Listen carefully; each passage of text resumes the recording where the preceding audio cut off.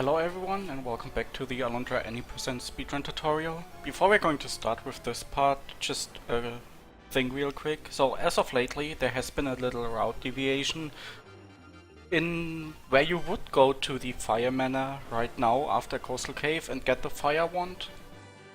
But doing this route is only about 20-ish seconds faster than doing the normal standard any% route. But the trick required to get the fire wand early is so hard that I'm not going to cover it in this tutorial. But just to have it pointed out, it is a thing that exists. And with the 20 seconds we are still unsure, since it is really hard to measure how much faster it is, but it isn't a lot, so you don't need to worry about doing it in your first runs, especially since it is a really hard strat to do.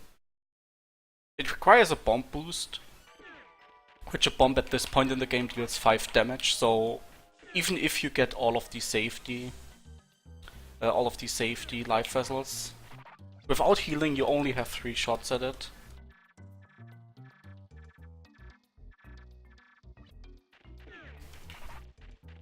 But just to say, you can get consistent at it. It requires some practice, but it is doable. But yeah, you shouldn't really be worrying about that if you're just starting out with this game.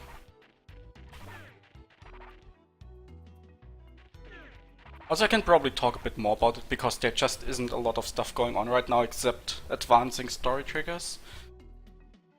So the early fire wand is most commonly used in combination with skipping the legendary sword, which I will also cover in the tutorial. So as of lately it has also been kinda confirmed that if you get the required RNG, that skipping the legendary sword is actually faster. But doing that is even harder than just going for early fire wand on its own. And we are talking about a maximum of like 2 minutes faster compared to the standard, much easier any% route. I would only recommend going for the early fire wand, no legendary sword route once you're really confident in what you're doing with this game and you have a pretty good time for any% already.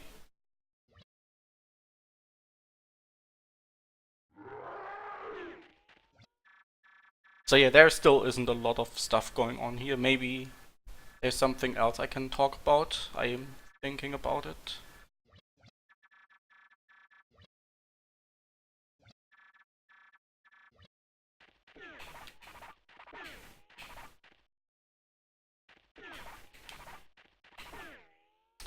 No, I don't think there's anything more besides the early fire wand and no legendary sword.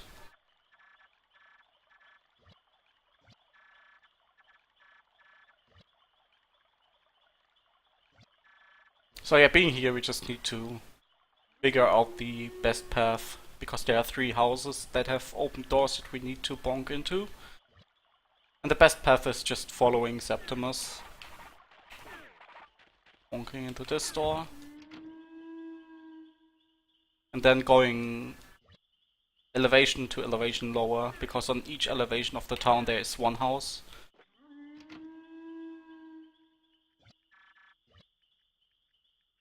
But don't worry, this will become more execution heavy in just a second once we enter the next dungeon, which is a nightmare again.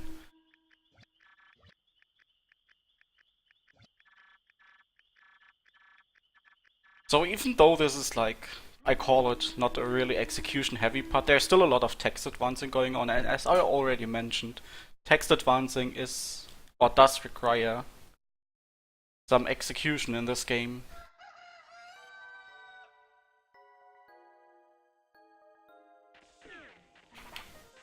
Going downstairs, this is one of the parts where you have to talk to Jess again, so we don't want to sprint going downstairs.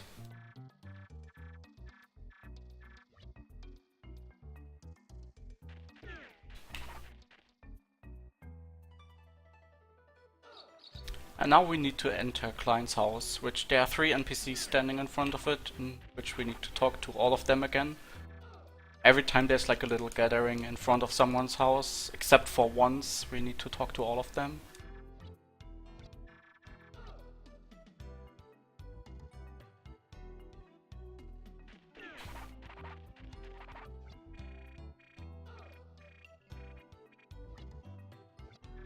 So here we don't need to talk to client, just talk to the two NPCs. And once we are done with the dialogue, then we need to talk to client to confirm that we want to enter his stream. This game always double checks if you want to enter someone's stream, because once you're in there, it is either finish it or die to get out. And dying is not an option.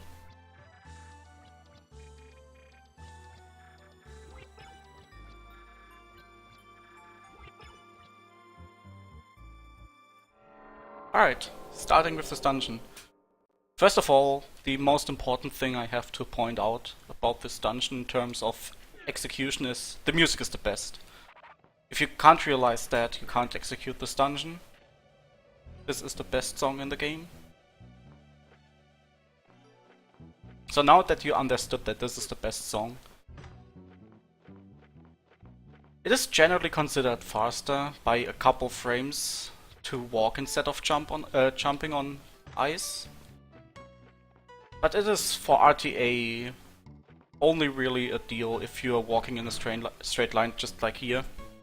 If you're jumping around corners, like here for example, which I have to jump in a specific path like I did there because there are stones blocking the path, you generally want to hop because going around corners while walking on ice is not really RTA friendly. So in this room there are two ways to do this puzzle. I will show you both. Actually, this is the first method. Or let me go back, maybe. I will reset this room. I should have made the save state before activating this. My bad. So the first method is you activate this, go here to push the pillars down, let the boulder roll on your head, and then walk into this and make sure the boulder stops before you're going away, because otherwise it will roll off of Alundra's head. Now you can move freely with it on your head, except for on stairs. You want to jump while walking on stairs, because if you don't, then this happens. Just rolls off of your head. So we want to jump, walk against this wall where the stairs are, not here, because then we'll roll up there and then you have to manually get it down again, and then you can use it to jump up here. What we want to do is use the stairs and walk diagonally to get rid of it. So the second strategy, which is slightly faster, is we activate this once, wait until it's up there, and activate this a second time, and do this. Now this is slightly faster, but it is kind of tricky to do, so I don't blame you if you go for the slightly slower one. In fact, it's only slower by like a second. Or roughly a second. Oops, I shouldn't have fell down there.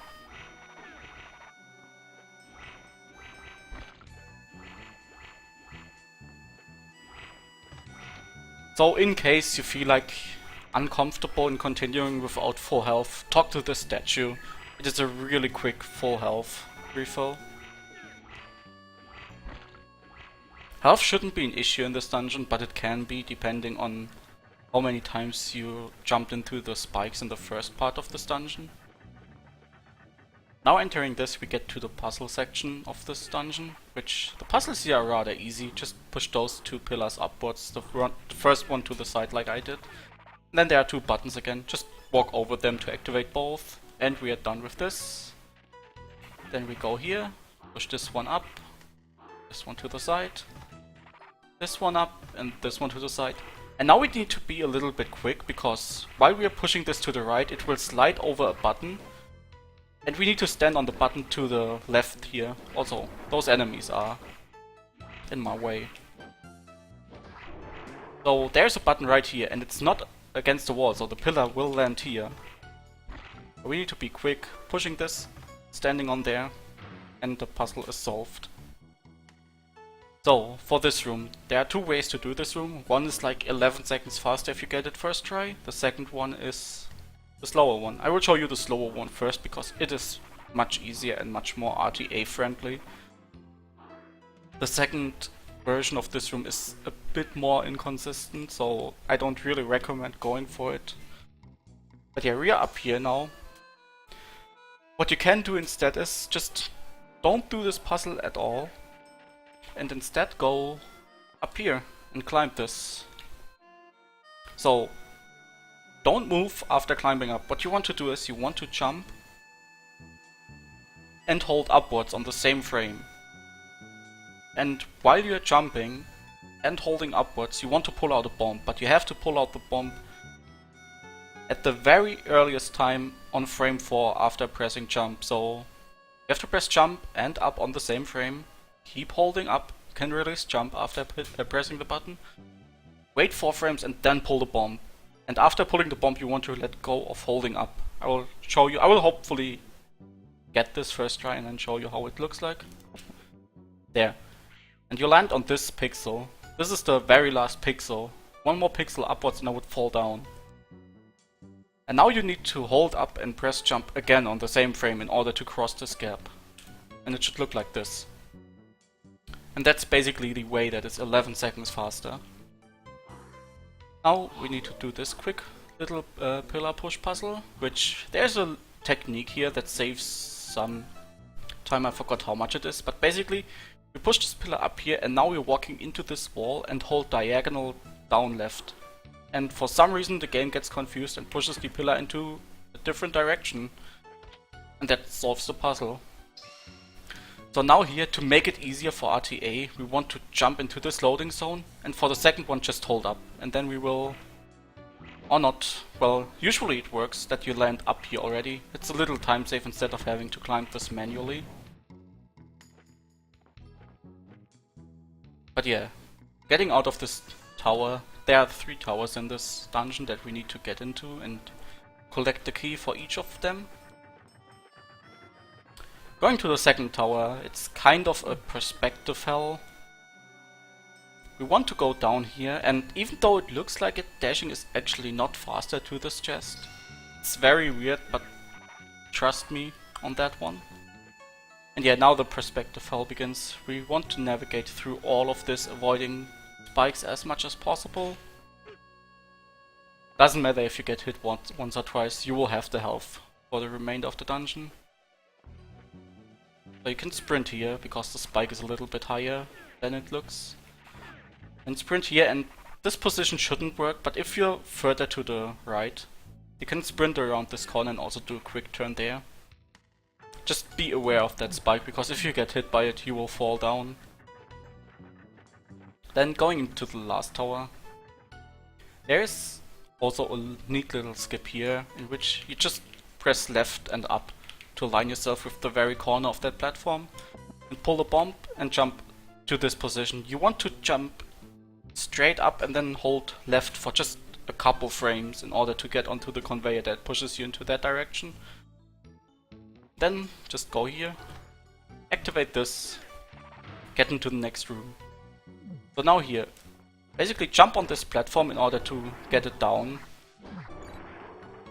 Let me get rid of those slimes first. Push this here, push this there, and push this up, down and right. And now since this platform is down, we can just use this platform and jump up here. It saves time not having to climb the ladder, because climbing ladders is rather slow in this game.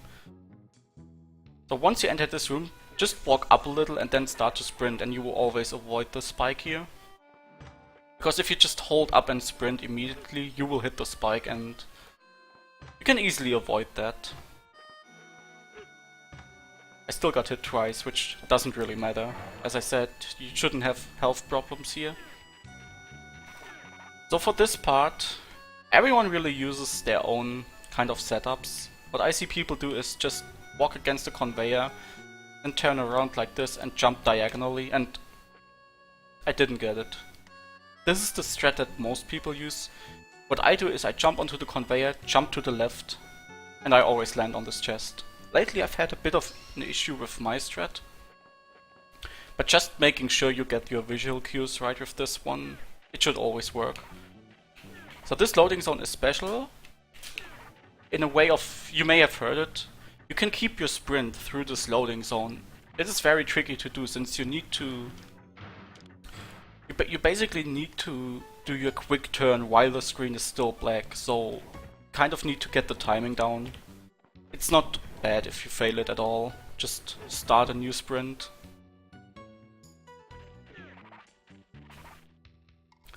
So, if you need some healing items, there's a green strength tonic in this chest here again. Don't use anything though, because right here there's a statue right before the boss that if you talk to it, which you have to do, you get a free full heal. Then we want to equip the flail because it makes this boss way easier. So this is one of the two bosses in this game that are not health based but hit based, in which we need to hit this boss 20 times in order to defeat it.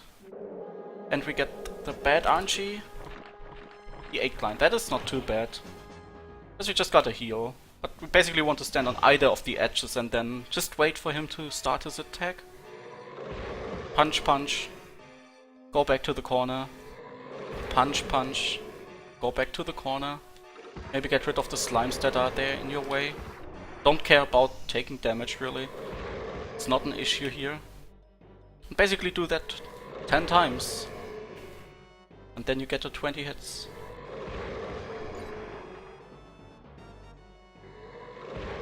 So you want to keep the slimes alive, because as long as slimes are on screen, you will not summon more slimes, and if they go into your way, just hit them once or twice. Or maybe change. Right there I would have tried to change the side to avoid the slime, but I didn't need to do that since the fight already ended. So now, I said there are two hit-based bosses and they are pretty much right after each other, because Klein is the second hit-based boss. I don't know how many hits he needs, but it's pretty easy to stunlock him. So once he jumps from his house here, just hit him with the flail, and now after the first hit there's a weird glitch going on that I really can't explain. Sometimes he's invulnerable for much longer than he should be and you will miss your first hit, in which case he chases at you. But it only happens for the first hit, so if he chases at you, just continue the fight the way you should afterwards. So basically just look at his foot, and he scratches with his foot on the bottom left there. Like 1, 2... Oh, I already missed one. 1, 2... Oh, this is the one where he's invulnerable. Or not? Yeah, basically he scratches with his foot 3 times, and on the 3rd time you want to hit him.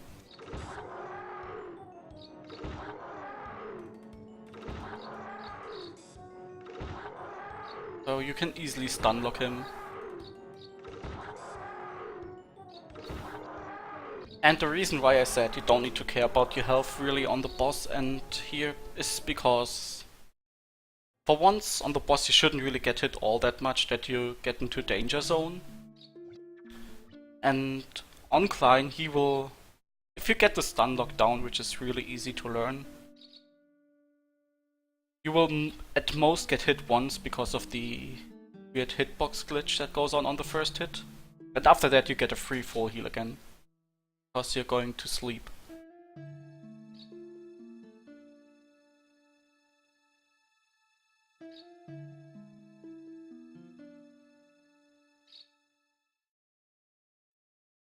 This game is really generous with how many times it heals you for free and how many healing items are scattered throughout the dungeons. So for a speedrun it's not too hard if you want to invest some time into getting safety items to make sure to stay alive. So we already hear it, Chess is making a new weapon. That means it's basically an audio cue for us to not sprint into his room here, but just walk into it. This is one of the parts where we don't need to remember to not sprint into it, but just you get a cue for it that you don't need to do it. Picking up the bow, it allows us to enter the next dungeon, which is Reptile Slayer. You may remember Reptile Slayer as being one of the most annoying, if not the most annoying place in the game. For the speedrun, that's not true. We only fight reptiles for a total amount of one room. Because we are going to sequence break the shit out of this dungeon.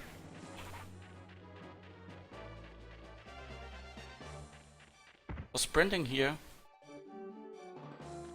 we want to pick up a magic elixir that is on the left here. And this chest is a bit weird because depending on when you pick it up in the story progression, it will have either this or I think a strength elixir. But yeah, it can change its content, which is I think unique to this chest.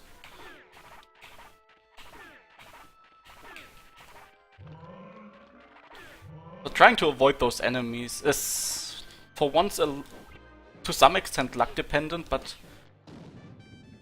it can require some good execution to react to where they are standing. So this part has an early cycle in which you need to stand here, and you see this platform passing by. You can actually... Oops, I'm a little bit... This save state was a bit unfortunate. Now I don't have the timing. There we go. So yeah, basically you can hit this platform as early as this. Let me show you again. This platform passes by and you just jump on it. So when you land in this little water puddle here, basically hold diagonal down right, swim onto the land, and you should land on one of the first pixels here and just walk straight down, and from here jump in onto the platform. But since we already did that, and yeah, as you saw when I was riding the platform, I was shooting to the left there. That was to hit this switch. Can't hit it from here. You have to stand on this platform and shoot to the left, but just spam your bow and you will always get it. I have yet to see anyone miss that. So for the next room we want to have the sword equipped, and for this strat that I use, I want the water scroll. Basically just walk into the center of this room, cast the water scroll. It will take out 3 of the reptiles, and then hold your sword charge. Lure this guy into attacking you, kill him like that, then you got rid of the reptiles that are alive. Now those 3 statues, you have to get rid of them as well. Walk really close next to them, but not so close that you're standing right next to the pedestal they are standing on, and just cast the water scroll.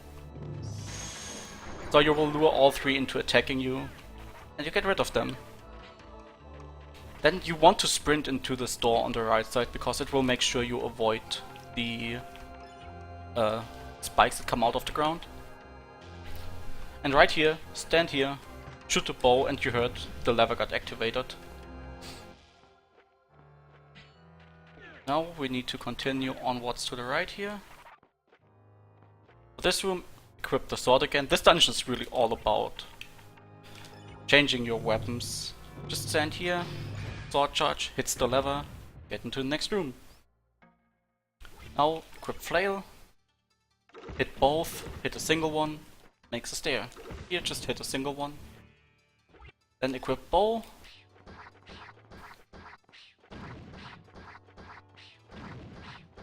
Now you can do this with the flail. It is a little bit more tricky. It could save some time for not having to equip the bow and now the flail again. But getting it down to where it saves time to not equip the bow here is pretty much task only. Because we are talking about frames here.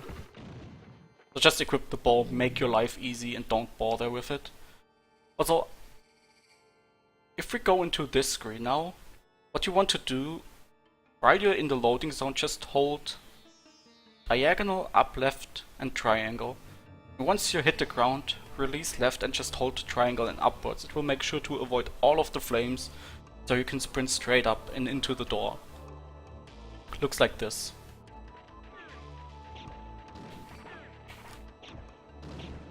It's an easy way to sprint through this room without having to worry about anything that goes on. Oops. Sprint was a bit off there. But no need to worry about those reptiles.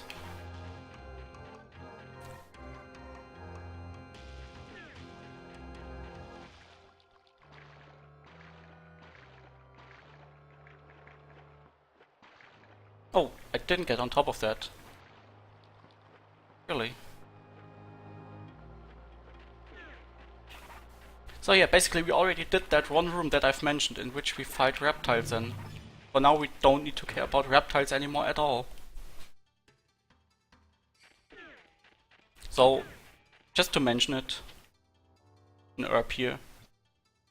We already have a full stack of herbs with this tutorial, but if you need it, just pick it up. Here you need to remember where the destructible pillars are. And this jump is not really hard to do. It kind of looks scarier than it is. And now equip the bow again. Press yourself against this pillar. Hit this one. Hit this one. And go down. So now for this room,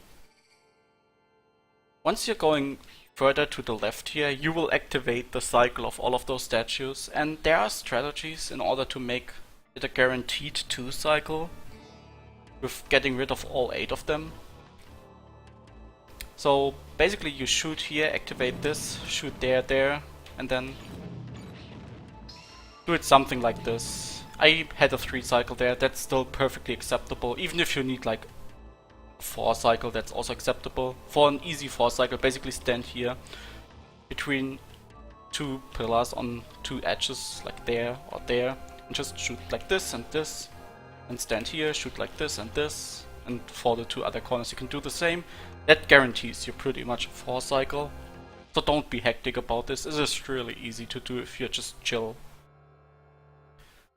So, since we want to go safe here, we don't want to use our magic elixir and wonder essence, we go in here and just refill our mana. Now this is not needed, you could use your wonder essence for example, but just having it as a safety, especially for your first runs, is really good. So just waste those 10 seconds, invest them, not wasting, you're investing them, and get your magic back that way, make your life easier. Now we don't want to go up after going through this loading zone, just straight left. And we are using the dash button to turn around without moving, in order to not trigger them, so we can shoot them. So here in this room, it is really tricky to not get hit by the fire. Just jump into it and live with it. So right here, I think this chest right here has a strength tonic. It does, okay. Yeah. So if you need it, it is there. On this room you have to be on the lower side of this staircase, and then you can just dash straight to the right here without having to bonk into anything. So I said this dungeon has a big sequence break. Remember from Coastal Cave when we did the lockjam strat where we kept the key? Well, I also did conveyorless in this tutorial, so I have 2 keys now. The first key we are going to use right here, just on this door. This skips roughly 5 to 6 minutes, I forgot exactly how much it is, and it was tested a long time ago when we still had different strats. But this is by far the biggest time save you can have with just using a single key in a dungeon. So if for whatever reason you feel like uncomfortable in not having full health, just step on this. Free full health refill. Then for the boss we want to equip, just in case we needed, the sword. And of course our earth book. Jumping down here. Triggers the fight. And basically we want to wait until the reptile king jumps a little bit down, then cast 1, 2, and 3 hits. Go upwards, cast again, another hit. And there's the 5th hit. We need 5 hits in total to kill this boss. So as you saw, it can be done with 2 casts, but it is RNG dependent. If for some reason you don't get the kill with 2 casts, just use your magic elixir. You definitely don't want to mess with this guy without magic at this point. So just pop the magic elixir, use it again with your earth book. But make sure when this boss kind of changes his color scheme and solidifies and stands in place, he's going to heal. So make sure to stop him from healing before you cast the earth book by just swinging your sword at him, and that's why we equipped the sword here, to make it easier to hit him when he is going into his healing state.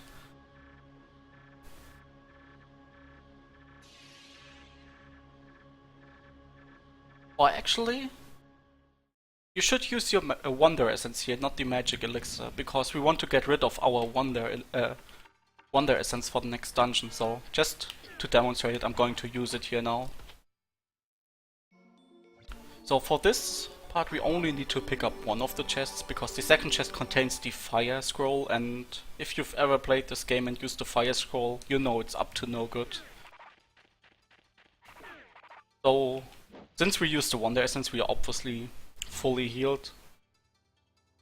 But if you don't have your Wonder Essence anymore at this point, and you just beat the Reptile King and you're not at full health, you don't need this, because we are just going back to the town, but if you feel uncomfortable, heal here. And I know I'm talking a lot about safeties, but this is really what this game is about, just knowing how to survive to make it to the end of a run, especially for your first runs. This is where I'm going to cut this part of the tutorial, and I hope you enjoyed it and I hope you learned something, and see you again in the next part.